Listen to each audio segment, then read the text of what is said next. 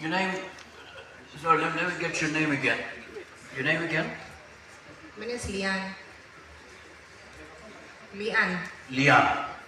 So Lian says, well, okay, today was okay. But if you tell me for the next 20 years we're going to take this for breakfast, well, we'll have a different conversation. How do we create that sustainability in the long run? In the long run. No, thank you very much.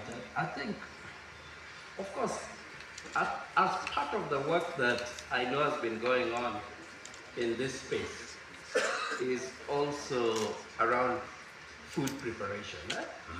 Yeah, and I think it's the indigenous foods can also be made to be very tasty and would compete and probably be better than those we are talking about.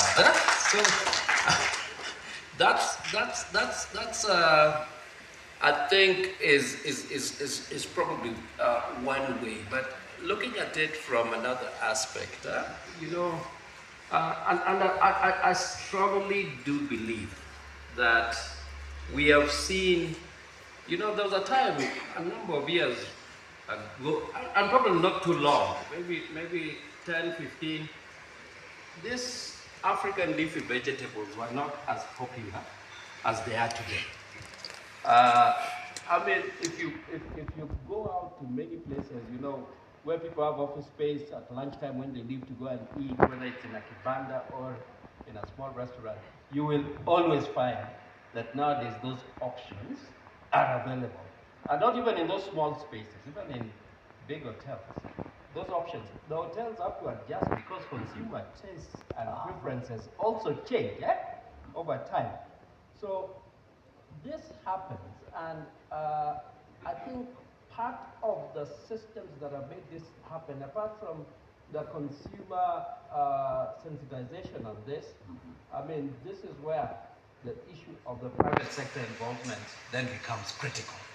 And I think, they provide the last mile to the consumer. So they're businesses, and we see them outside here, who exhibiting here, who are actually reaching the last mile. I was with one of them who tells me that their products are now on the supermarket shelves. If you go to Chandarana, you'll find them. That was not something that would happen some 10 years back. But this is happening. And it's because, the private sector has also taken this up. They're moving the food from where the production is done through to consumption. So I think, those are the points that I could make for that. Excellent. I saw you nodding at that point. Preparation. What is standing out for you in regards to the discussion so far? Go ahead. Thank you very much. What is standing out for me is actually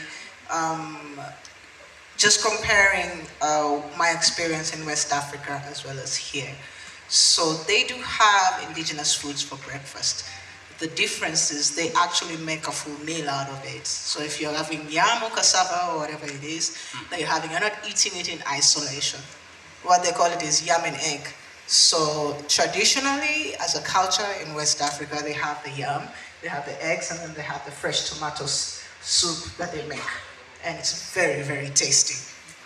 By the time I came back home from school in West Africa, I prefer to have my yam and egg and my sweet potatoes or everything, other than having bread. So I actually got rid of bread.